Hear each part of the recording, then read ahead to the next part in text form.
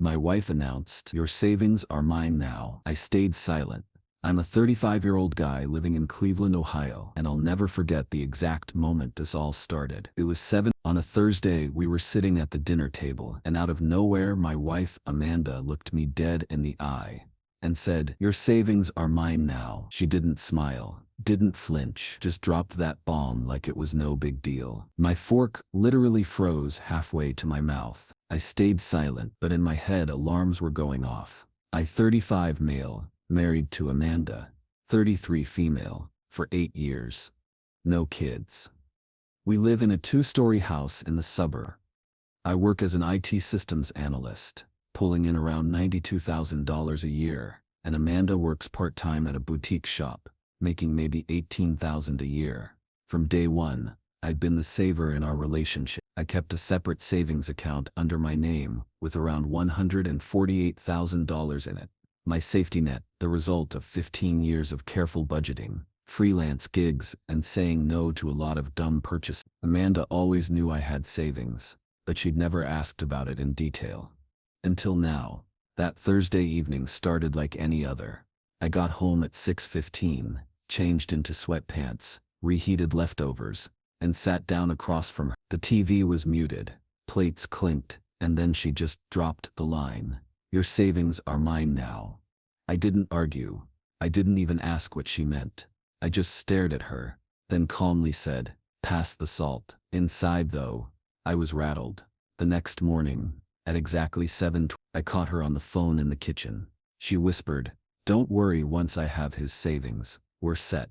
I froze in the hallway. My first thought, she's cheating. She's planning a future with someone else using my money. At work that day, I couldn't focus. My hands kept shaking over the keyboard. Around lunchtime, I pulled up my bank app. Balance, $148,327.19. Still there. No withdrawals, yet. That night, I tested the water. "Me. So what'd you mean last night about my savings?" Amanda shrugged. "We're married. What's yours is mine. I want access." "Me. Access for what?" Her eyes narrowed. "That's a personal problem. You don't need to know." That phrase, "that's a personal problem," set my teeth on edge. I stayed calm, nodded, and said, "Okay, we'll talk later." But in my head, the investigation had already started. Step 1. I contacted my buddy Chris, a lawyer who specializes in family law. At 9:40 the next day, I called him on my lunch break and explained. Chris said, "Don't confront her yet. Get proof, protect your accounts. And for God's sake, don't move any money right now, or it could look shady later." So I waited. At 11:08 that Friday, when Amanda was asleep, I unlocked her iPad. Same passcode she's had for years. And there it was, her messages. A text from a contact saved as D. "Once he gives you access, transfer everything to the joint. I'll handle the rest." Her reply, "He won't even fight it. He's too passive." My chest tightened. D. Who the hell is D? Scrolling further, it became clear. D was Daniel, her ex from college. The guy she swore she hadn't spoken to in years. I took photos of every message, screenshots, timestamps, backups to a hidden folder. The next morning, I went to the bank at 9:01 sharp, talked to the branch manager, froze the account so no one but me could touch it, set up alerts for any attempted access. Then I waited. Sunday afternoon, Amanda came storming into the living room at 3. "Amanda, why can't I log into your savings? The password doesn't work." Me. "Because it's my account." "Amanda, we're married. I have a right." Me. "Show me the law that says that." Her face went red. "Are you kidding me?" She stormed upstairs, slammed the door. A minute later I heard her on the phone, hissing. "He's not budging. What do I do?" That was enough for me. I forwarded the screenshots to Chris. His response came fast. "This is gold. Keep gathering. Don't tip your hand yet. We'll make sure she hangs herself with her own word." So I kept acting normal, cooking dinner, watching Netflix, playing the role of the clueless husband. Meanwhile, I was documenting everything. On Tuesday, Amanda upped the game. She left a printed budget plan on the counter at 6. It literally listed my savings as household assets. Next to it, a handwritten note. Transfer by Friday or we're done. I laughed out loud. That was her threat. Divorce. I texted Chris a photo. He called me immediately. Perfect. That's attempted financial coercion. Courts love this kind of evidence. Just stay cool. That night, while she was showering, I checked her email. Another gem. An exchange with Daniel. Subject line.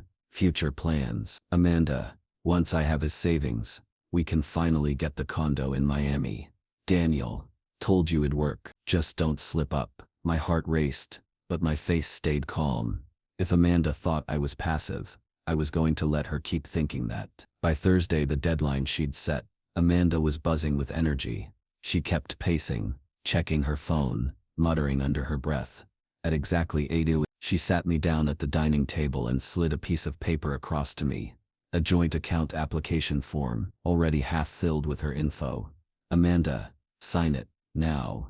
I looked at the form, then at her. My heart was pounding, but my voice was calm. Amanda, you really don't want me to sign this? Her eyes narrowed. Why not? I leaned back, folded my arms, and said, because I already know everything. She blinked, thrown off for the first time. For weeks she'd been plotting with her ex, Daniel, to drain my savings, but she had no idea I'd been documenting every text, every email, every whisper. Amanda tried to play dumb. Amanda, what are you talking about? Me. Don't act like you don't know. I've seen the messages. Daniel. Miami condo. My savings. Her jaw literally dropped. Then she laughed. Amanda. So what? We're married. That money's half mine already. I kept my voice level. No. Amanda, that money was earned before we even met. It's protected. And now I have proof of what you've been planning. Her face twisted. You're pathetic. You think you're some mastermind. Daniel's right. You're weak. That stung, but I stayed quiet. Silence was my weapon now. The very next morning, at 9:04 a.m., I met with Chris at his downtown office. I handed him a neatly organized folder, screenshots, printouts, timelines. He whistled low.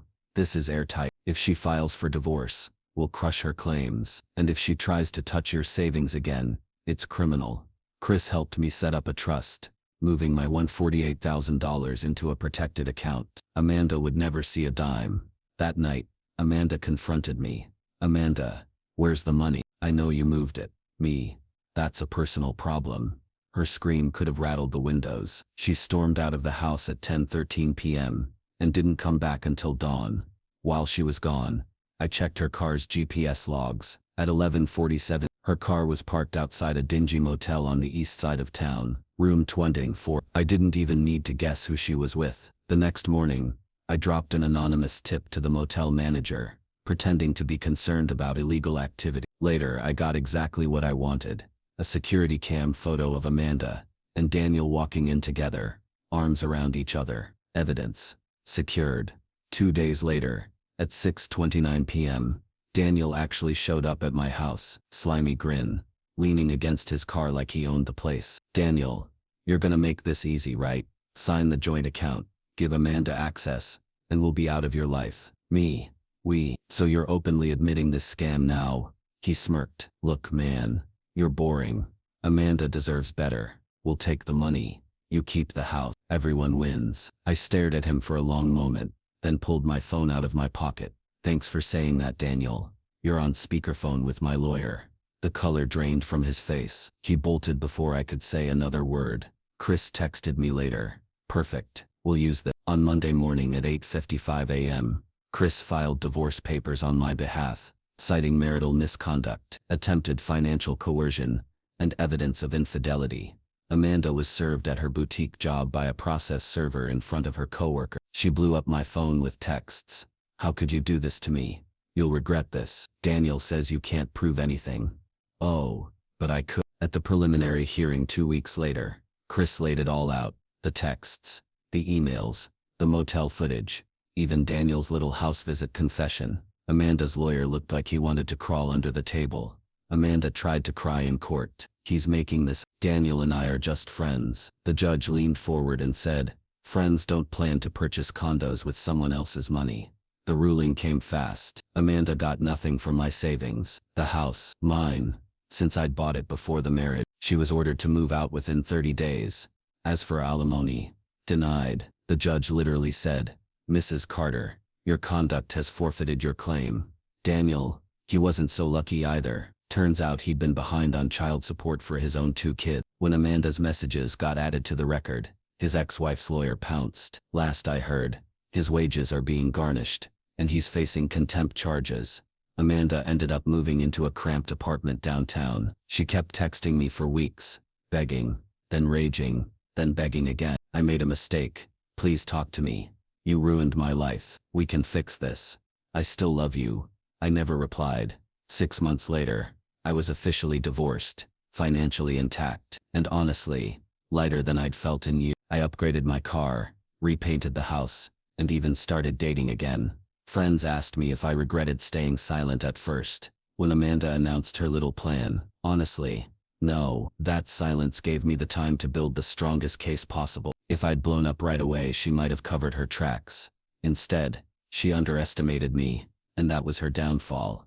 Here's the ironic kicker. A buddy of mine saw Amanda last month. Guess where? Working as a cashier at the same bank branch where I froze my account. Life has a dark sense of humor. She used to call me passive, but in the end, staying calm and methodical destroyed her entire plan. So yeah, my wife announced, "Your savings are mine now," and I stayed silent. Turns out silence was the loudest answer I could have given. P.S. Amanda, if you're still lurking my socials like I know you do, enjoy those minimum wage paychecks. Miami condos don't come cheap.